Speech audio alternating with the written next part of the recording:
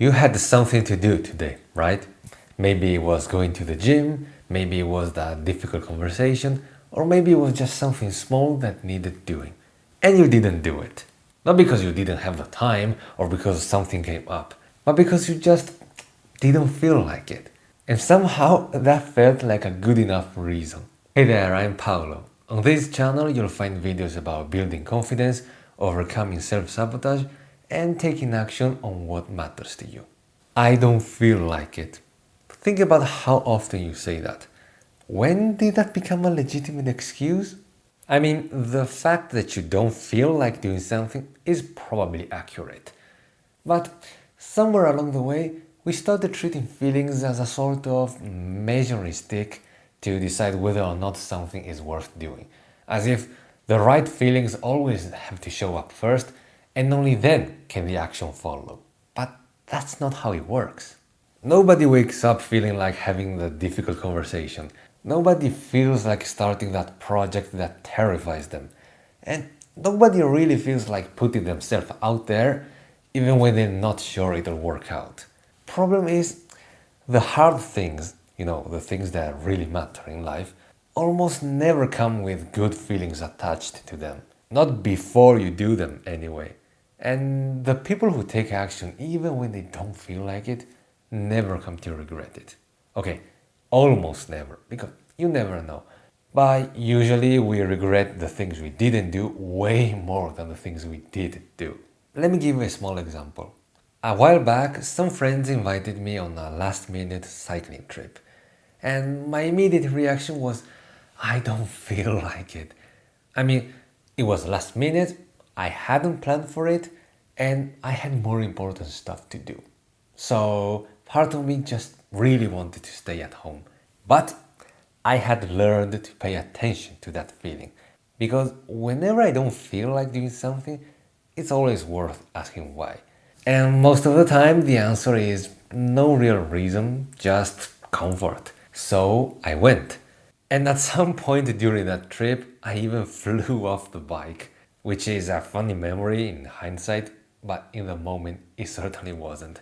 Anyway, because I reacted quickly while I was midair, and especially because I was wearing winter clothing, I got away with some pretty bad scratches on my arm and my leg, but nothing more than that.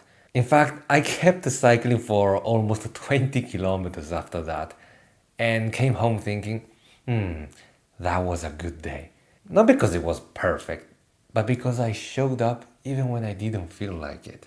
And somewhere between the cycling, the scrapes, and the open air, I was reminded that life doesn't always have to be just about work, productivity, and chasing the next thing.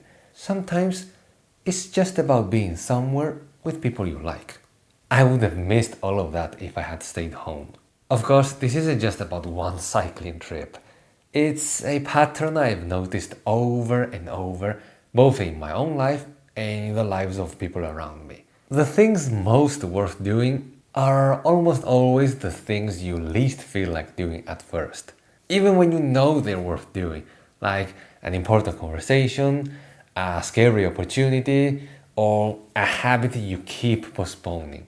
And the things that are easiest to feel like doing, scrolling on your phone, staying home, postponing things until tomorrow, are almost never the ones that move your life forward. So if you use I don't feel like it as a compass, you will constantly choose comfort over growth. Every single time. Not because you're lazy or weak, but because your feelings will always default to whatever feels easiest right now. That's not exactly a character flaw, that's just how humans work. Now, I want to be clear about something. I'm not telling you to ignore every signal that your gut sends you. Because there's a difference between I don't feel like it and genuine instinct. And it's an important difference. For example, when I was younger, I came across this financial guru whose name I don't remember, but it sounded like a fictional character's name. Anyway, this dude seemed legit to me at the time, and his pitch was really convincing. he sold a 3-day program that guaranteed success, all in exchange for the small sum of $5,000 or $6,000. And like I said, he sounded really convincing, and part of me really wanted to believe it. But something just felt off. Not simply in a I don't want to spend so much money way. That would just be normal reluctance. It was that when I thought about it, about the 3 days and the guarantee of success, my brain kept telling me that something was off. Even though I was really young and desperate for success and really wanted to believe the guy. Anyway, I didn't buy the program and it turned out to be a scam. But this shows pretty well the difference between not feeling like it and your instinct. Because I don't feel like it, it's just a vague feeling.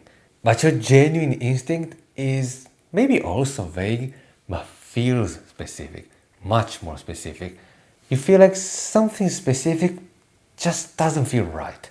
Even if right now you can't really articulate what it is and you can't put your finger on it. One is your comfort zone talking, the other is your intuition. And most of the time, if you're honest with yourself, you can easily know which one of the two you're dealing with. Now back to the main topic. Here's the shift I want you to make. Stop asking, do I feel like it? And start asking, is this worth doing? Those are completely different questions and they live two completely different lives. I don't feel like it puts your feelings in charge. But your feelings are biased toward comfort, safety, and whatever feels easiest right now.